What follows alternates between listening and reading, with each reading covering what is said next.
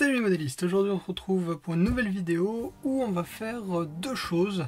La première étant de voir les modifications qui ont été faites sur le châssis et de déballer quelques paquets, deux paquets que je viens de recevoir pour le châssis et pour la carrosserie. Donc voici les modifications que j'ai faites sur le châssis. Alors j'ai réussi à positionner enfin le bac pour la batterie à l'avant comme je voulais, donc juste ici. C'est là où il y aura le capot, donc je pourrai accéder à la batterie facilement.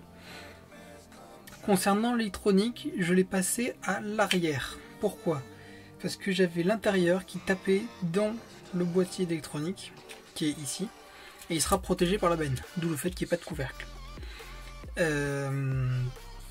Concernant ici, j'aurai juste une retouche à faire au niveau de simplement de l'intérieur, mais ce sera rien de dramatique. Donc voilà, il n'y a rien d'autre qui a été fait de spécial dessus, à part cette modification quand même relativement importante pour passer à l'intérieur. Voilà. Je vous propose donc de passer sur les paquets que je viens de recevoir, il y a tout juste maintenant en fait. Donc je pose le châssis et j'arrive. Voici le premier paquet.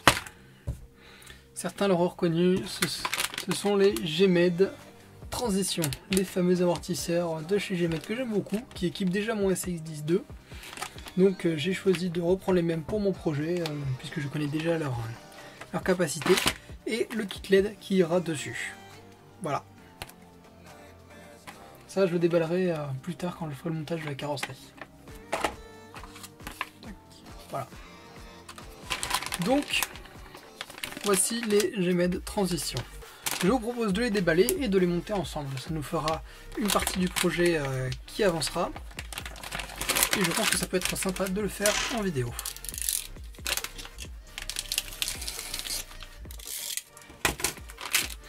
Donc, dans ce paquet, qu'est-ce que nous avons? Nous avons les jeux de ressort internes, les coques en alu, les réservoirs plutôt, l'échappe, les tiges, 2-3 pièces supplémentaires, de l'huile, mais on va en mettre très peu, et la notice. Voilà. Donc on va faire ça, voilà, en vidéo, sympathique. On va suivre la notice. Tac. Qui est très bien expliqué d'ailleurs. Voilà. Je vais faire les deux configurations, je pense, pour le châssis, puisque j'ai deux paramètres différents à faire pour compenser la carrosserie. Voilà.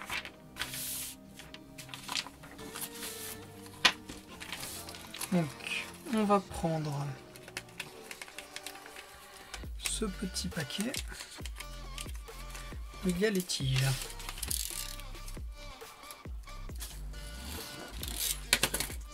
Ah, on évite de perdre la petite clavette.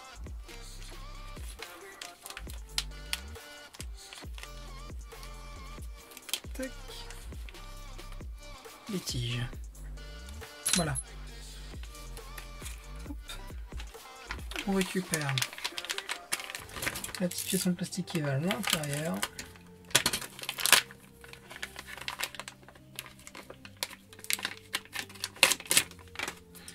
Il faut savoir que certains Gemed sont équipés d'origine de ces amortisseurs là. Ce qui est pas mal du tout, je trouve, comme idée. Tac. Hop, on récupère ces petites pièces là. Plus il y a de trop, plus l'huile pourra passer facilement. On en mettra très peu, donc je mets quand même les 4. Comme ça, ce sera très fluide et ça aura juste un effet de lubrification. Aux vitesses à laquelle on va, c'est vraiment pas important de mettre de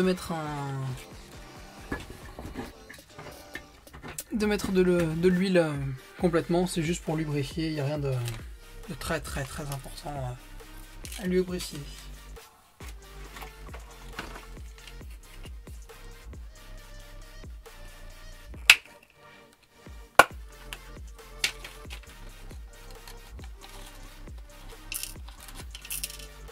J'utilise toujours une petite boîte pour éviter de tout perdre. Surtout dans les sachets comme ça, c'est pas évident de retrouver les choses, donc hop, on les met là-dedans. Au moins, on est sûr de ne pas les perdre.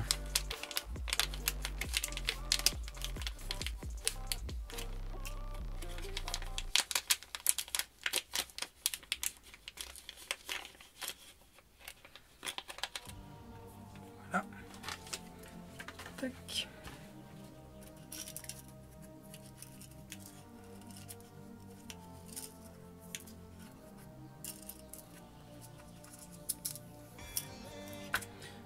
Pour monter une tige, il vous faut une clavette, 2 clavettes et un piston.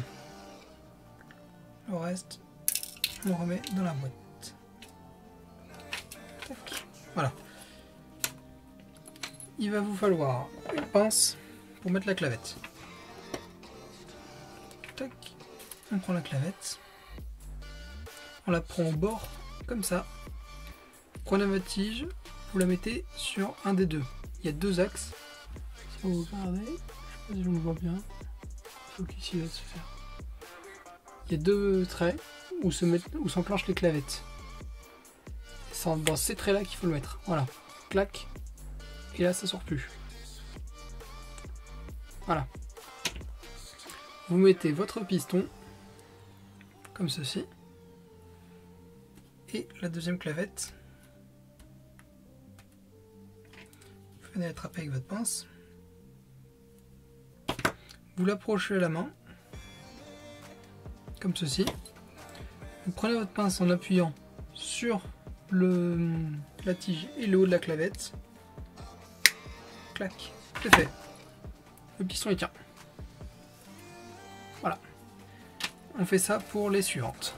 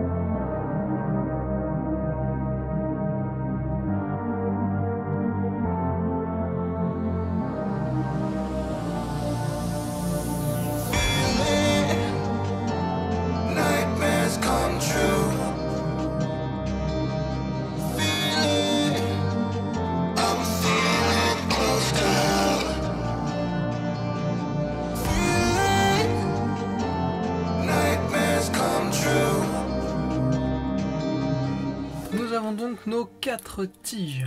Voilà. Nous allons donc pour cela prendre une pièce qui est indiquée, celle-ci. 1 et 2. Ces pièces-là seront à l'intérieur du tube. Nous devons donc prendre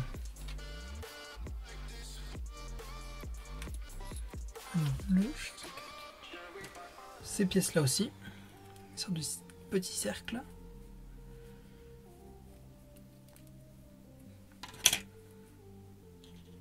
Et un espaceur.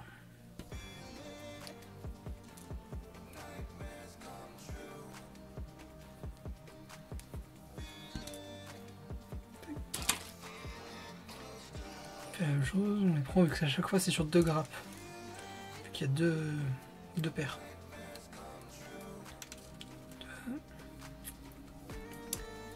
Et voilà. Tac. Vous prenez ces pièces là. Ah oui, j'en prends celles-ci aussi qui sont... Voilà, on évite de les perdre. Et voilà. Ici, vous prenez un joint, on met un espaceur, on met un joint. Tac. Et après, on prend le truc ici et on le ferme.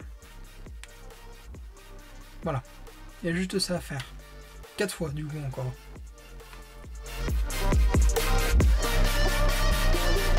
Nous avons nos 4. Voilà. Donc, d'après la notice, nous avons les ressorts ici.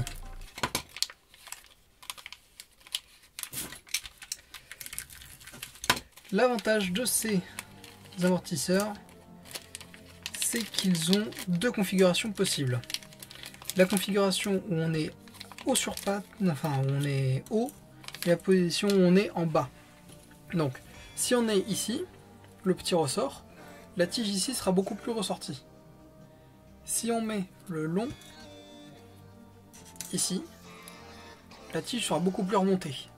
Donc moi j'ai besoin de un de chaque pour pouvoir faire ce dont j'ai besoin. Et ensuite vous prenez ceci et vous le mettez là-dedans. Sans oublier de mettre un peu d'huile, histoire de lubrifier le tout.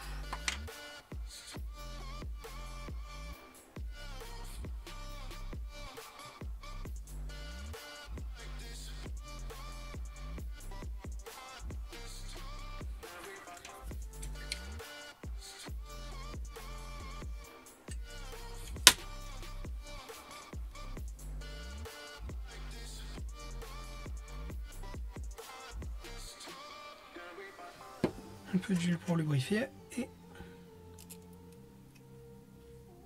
ça rentre tout seul. En fait, ça, le bout de l'amortisseur qui est là, tac, voilà. Donc on aura besoin d'un long ici.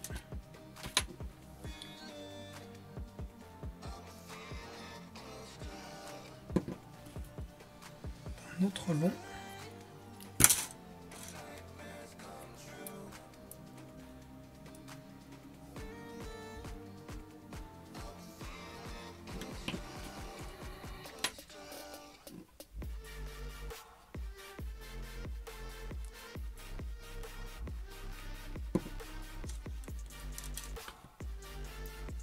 Court.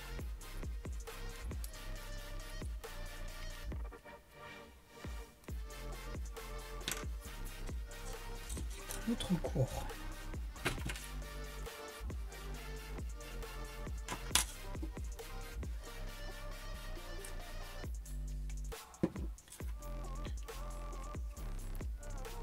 Voilà. Nous avons les 4. Voilà. Ensuite, nous allons prendre les fameux tubes où se trouvent ces pièces-là. 1, 2, 3 et 4. Voilà. Nous allons juste mettre un peu d'huile histoire de lubrifier.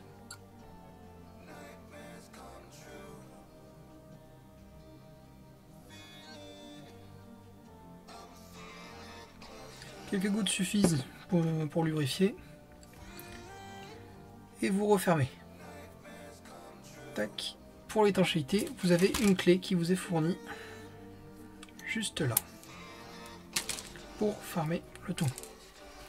Vous mettez votre clé juste ici, clac, et vous serrez. C'est bon.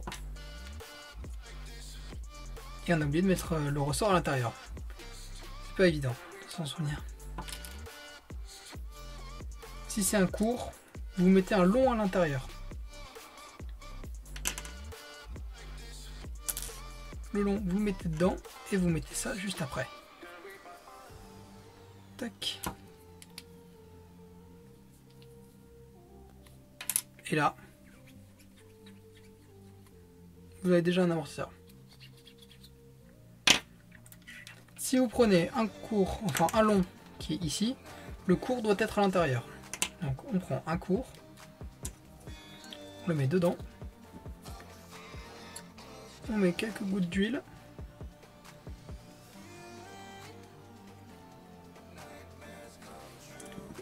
Voilà. On prend un peu de sopalin si on en a mis à côté.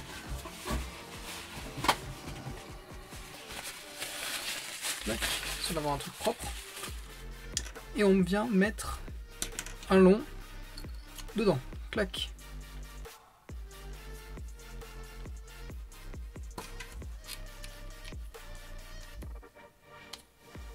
Voilà. Alors celui-ci est plus court que celui-là. Celui-ci va à l'arrière, celui-ci va aller à l'avant. Celui-ci s'enfonce beaucoup et se détend très peu. Celui-ci s'enfonce un peu et se détend beaucoup. Ah, on voit pas. Se détend beaucoup, s'enfonce très peu. Se détend très peu, s'enfonce beaucoup. Voilà.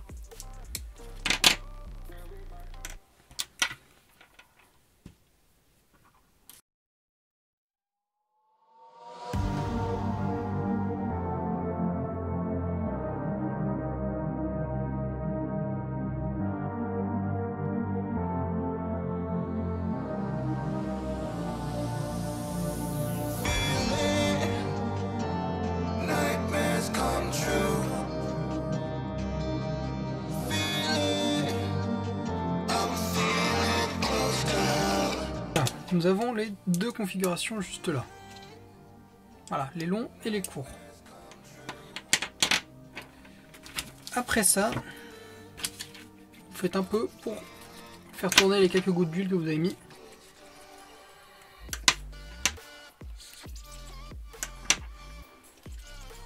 Voilà.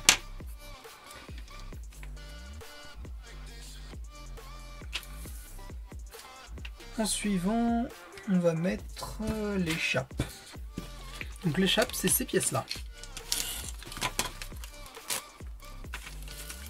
Pour faire une chape, il vous faut une boule et une chape. Enfin, la partie plastique de la chape. Clac, avec la pince, ça se met tout seul. Voilà. Et vous venez le mettre dans l'amortisseur quand ça se met. Là, vous prenez la chape, vous la mettez dedans directement. Elle n'est pas fixe, celle-là. Donc faites-y attention. On prend la chape, clac. C'est pas la bonne, c'est la boule qui est là. Tac. On prend ça. Et voilà, ça se met.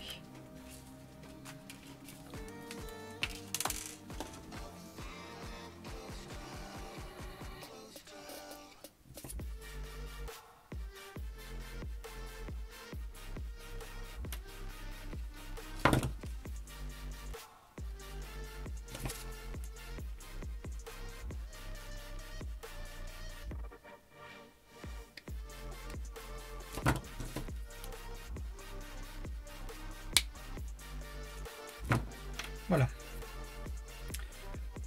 Pour pouvoir mettre votre chape, vous allez devoir prendre cette pièce et l'enfoncer ici. Sauf que le trou n'est pas encore bien fait pour que ça tienne bien. Donc vous allez devoir prendre une pince ici. Je vous conseille de prendre un bout de sopalin pour pas abîmer la pièce. Clac. Et vous allez la serrer très fort pour pas qu'elle bouge. Et vous enfoncez avec une certaine force la chape. Et là elle mord. Clac.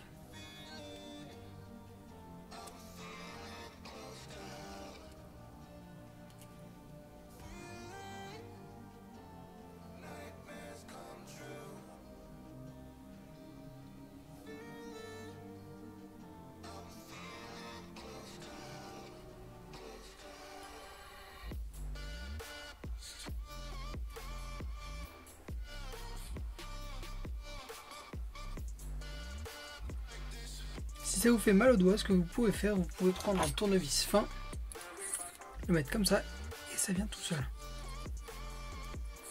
Attention à pas trop forcer cependant, avec le bras de levier. Une fois que c'est fait, voilà.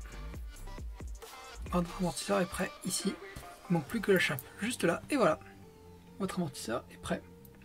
Vous n'avez plus qu'à refaire celui-ci sur les autres, et vous aurez vos amortisseurs. On se retrouve un peu plus tard pour le montage. On se retrouve donc pour le montage de ces amortisseurs que j'ai tous préparés.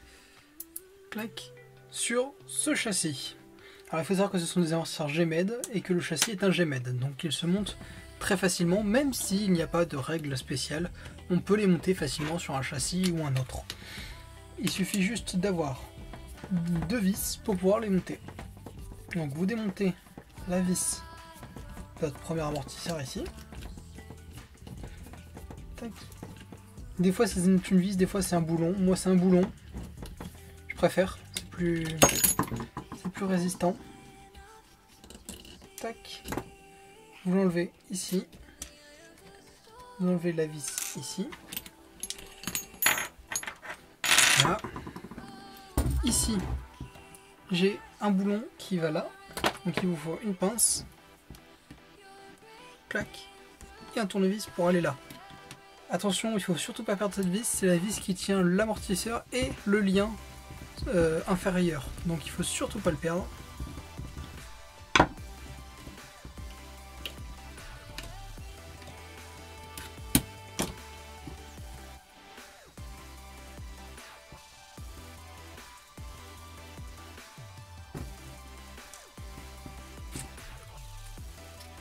Enlevez la vis. Vous prenez votre amortisseur.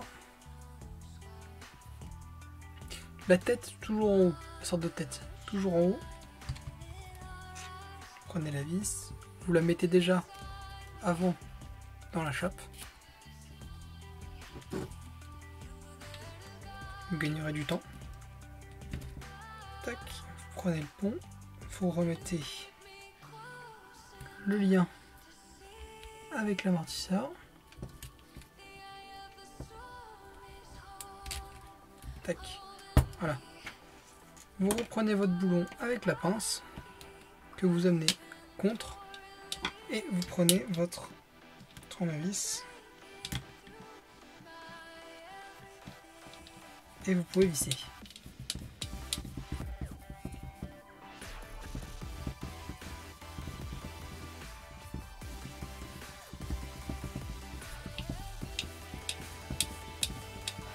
Tac.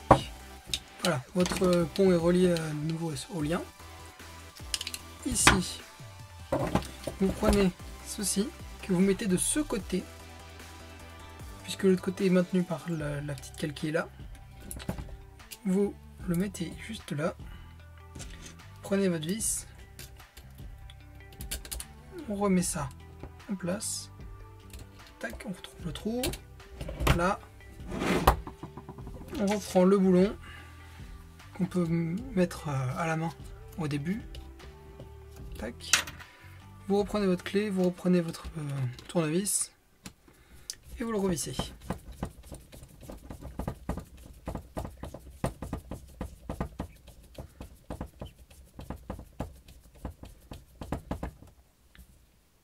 Et voilà. Vous avez monté votre amortisseur ici. Alors il est légèrement plus haut ici. Mais c'est normal, c'est pas dramatique. Donc, j'espère que ce montage vous aura plu. Pensez, comme d'habitude, à vous abonner, à me suivre et surtout à mettre la petite cloche pour être au courant de l'avancement du projet. Salut les modélistes!